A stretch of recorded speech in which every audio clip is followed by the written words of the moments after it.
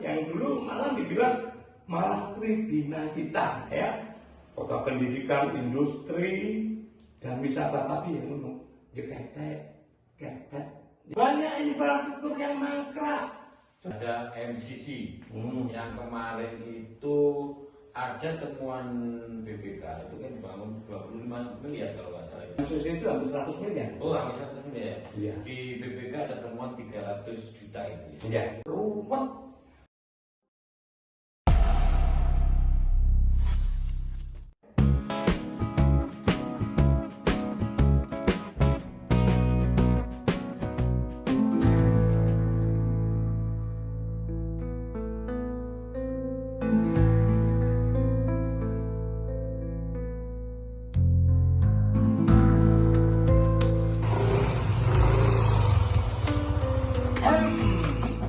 Balik meneh ambek Abah Bro. Assalamualaikum.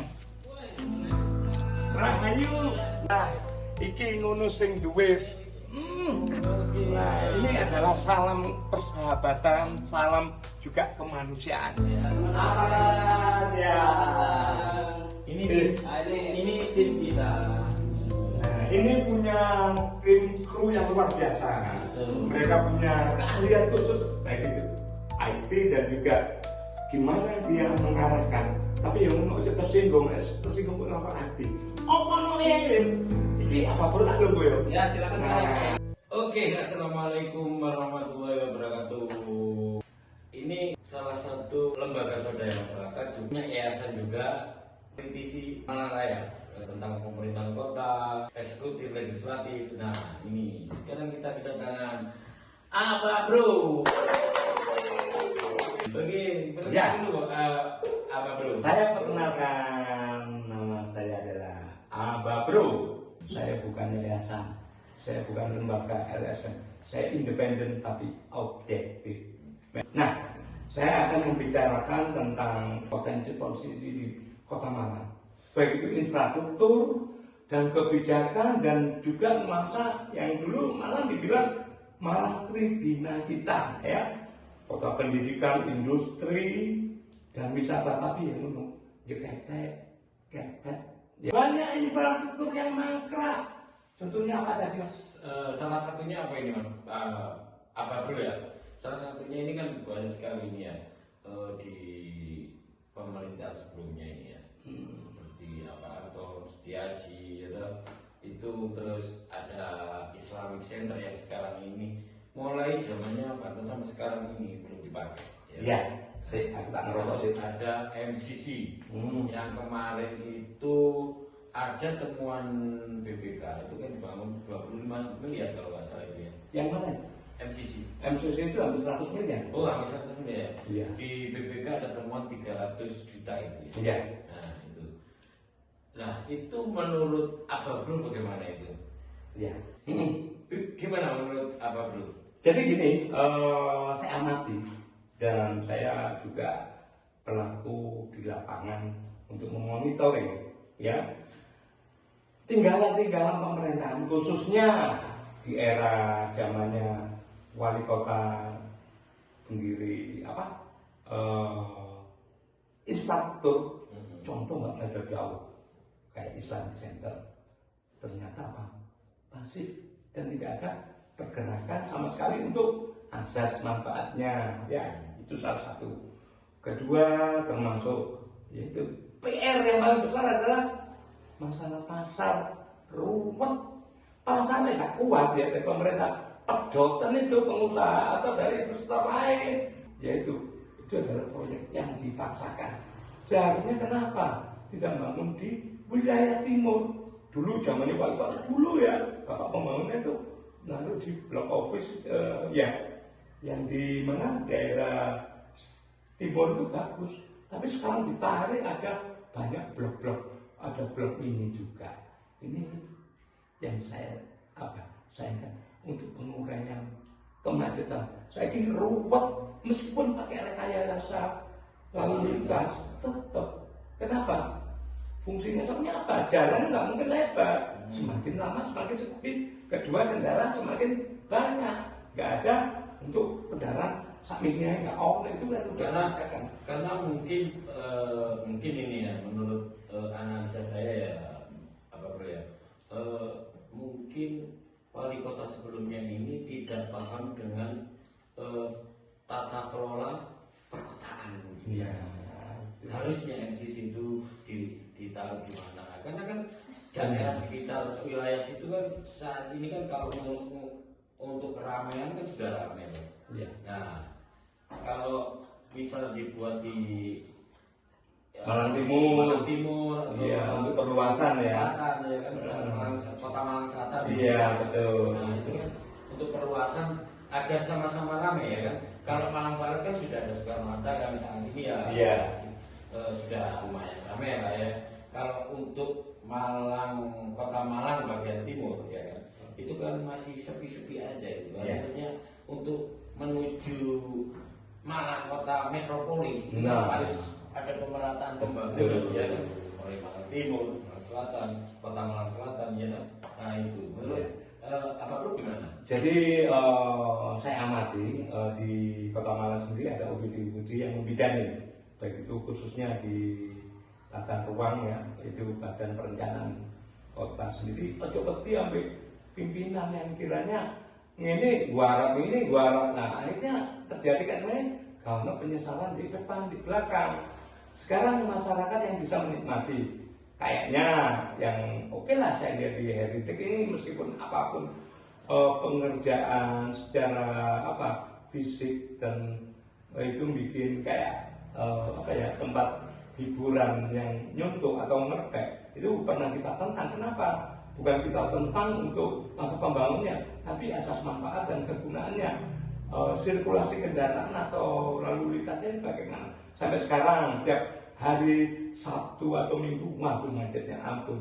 Penguraiannya bagaimana? Seharusnya dari teman-teman LSR dan juga teman-teman pemerhati Malang, harusnya ya orang tentulah dia surat dengan dewan, dan dewan sendiri nanti bagaimana? Tapi gini, kalau intinya setelah nggak ada yang namanya telat. Ayo kita untuk Kota Malang lebih tertib, lebih nyaman, khususnya untuk sirkulasi lalu lintas. Ini tak lihat sing dibangun ya mulai ini apa nggak di tanah gini.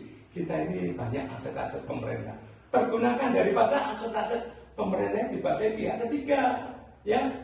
Jadi seharusnya bagian BKAD, Badan Keuangan Aset Daerah itu harusnya lebih menata ya, gimana sinergi kita dengan DPRD yang kiranya yang membidani. Ujung ngajuk nong ini ngorok mundar untuk didok, akhirnya tanggung jawabnya sejauh mana? Meskipun beri enggak di dewan tapi minimal yo liwat, tapi liwatnya arti dan fungsi asas mandatnya eksekutif dan legislatif bagaimana. Dan perlu diketahui semakin lama semakin penuh Kota Malang, khususnya di wilayah tengah ya. Aku dulu tenang magel, bisa itu apapun, ini rumah makan Padang apa? Ada tarifnya nggak Pak Bro? Nah, itu dari yang ada di MCC itu per lapak-lapak itu apa itu ada semacam PAD dari mereka untuk Kota Malang sendiri? Saya kira saya amati selama ini tidak Dari ada pembangunan anggaran yang miliaran rupiah itu loh ya. tidak ada sama Keuntungan sekali. dari Pemkot sendiri itu apa? Nah, jadi Pemkot sendiri atau dari eksekutif sendiri mendirikan itu kan tidak ada untuk urusan bisnis ya. Di situ bebas karena Malang Creative Center itu memang untuk untuk kreativitas. Di situ kalau ada semacam ada pembayaran sewa itu perlu dipertanyakan. Nah, itu sudah masuk ke PAD. Tapi saya kira jangan sampai terjadi ya. Kalau terjadi ayah ya. Yang paling perlu diberikan bukan besar pasak daripada tiang. Membangun MCC itu saya kira hanya proyek, bangun, tapi tidak ada asas manfaatnya ya percuma. Hasilnya untuk Pemkot sendiri nggak ada kan percuma? Ya percuma, mendingan tidak hotelnya Pemkot atau gedung atau buat pertemuan daripada nyawa-nyawa di hotel ya. Ya itu berapa lantai? Nah, operasionalnya berapa? Perawatannya piro? Dewan kok juga neng tok, melu awam itu, kepet. Ya, tolonglah. Kalau Ya. hanya sekedar untuk main musik, bagaimana dengan GKM itu? Nah, Itu kan nganggur mangkrak kalau ada apa namanya istilahnya itu. iya. Dewan kesenian ya. Dewan kesenian gedung sebesar itu kan mangkrak kalau nggak dipakai. Nah, jadi pemerintah khususnya yang membidangi ini kurang adanya sosialisasi kepada masyarakat. Kedua, dilihat dulu kultur masyarakat di mana itu apa, ya. Di kono kok sering kok ono dodol pangsit, dodol cilok itu sampe di kono. Ya, Karena nggak ada semacam kreativitas yang benar-benar punya milenial. Nah, itu. Ya situ kan sekarang udah ya syukur lah masih ada kehidupan buat apa pameran keris, dodolan aki, apa. Tapi yang kreatif ya semacam yang dibilang tentang IT milenial itu aku belum ngerti aku. Di kono mek paling kayak kumpul-kumpul itu ngono buyar, resik-resik biaya perawatannya itu aduh. Benar-benar saya sangat miris ya. Ini kan jadi muspro istilahnya. Iya, Nah, balik mengenai muspro, kayak juga saya amati ya di MCC sendiri itu buang-buang anggaran saja ya kan? selain dari asas keperuntukan dan juga asas manfaatnya ini nggak sepadan. Saya juga pernah aksi atau demo, dulu anggarannya hampir 200 M. Saya turun dengan rekan-rekan sahabat saya 150 sampai 100 sampai nggak sampai 100 akhirnya di bulan 100, tapi yaitu itu adalah proyek yang dipaksakan.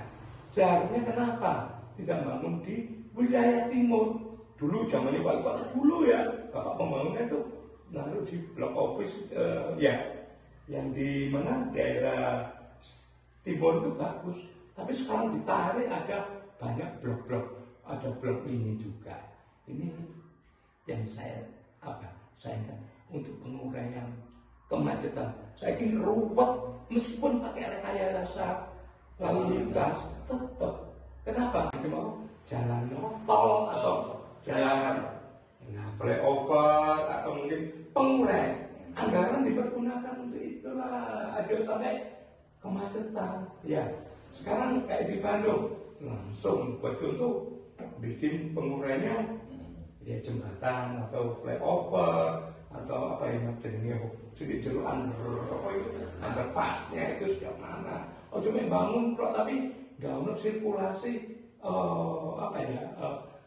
kemacetan ini sangat memprihatinkan. Soalnya semakin lama di Kota Malang itu baik mahasiswa, pengusaha dan juga masyarakat urbannya banyak.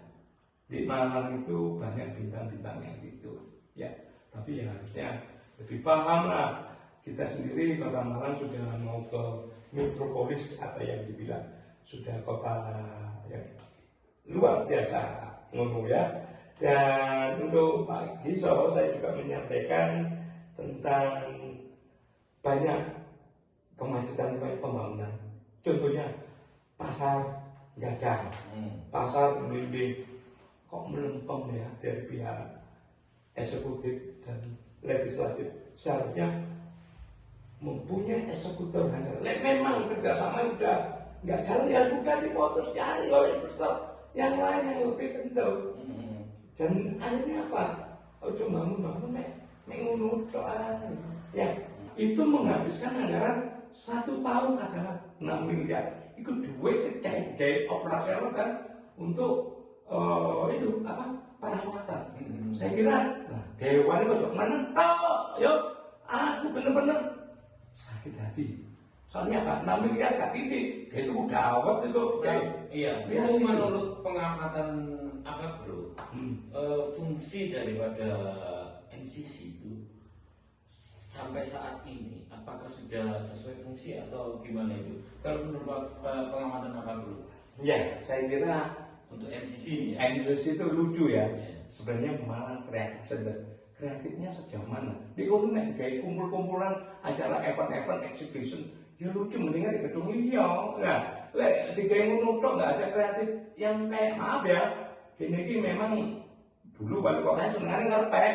Kayak contohnya ya kritik yang ngerpek pisan. Dan juga MCC ini ya? Iya, yang di Bandung sudah contoh ya. Di Bandung juga mangkrak karena apa? Ya pesan moral dari Abah Bro, kepingin dari pemerintah Kota Malang ke depan, baik itu wakil rakyat harus wani, harus memberikan edukasi masyarakat, dan juga jangan sampai bangun tapi muspro, tidak ada manfaatnya. Ya, itu yang bisa saya sampaikan. Terima kasih buat semuanya dan wassalamualaikum warahmatullahi wabarakatuh.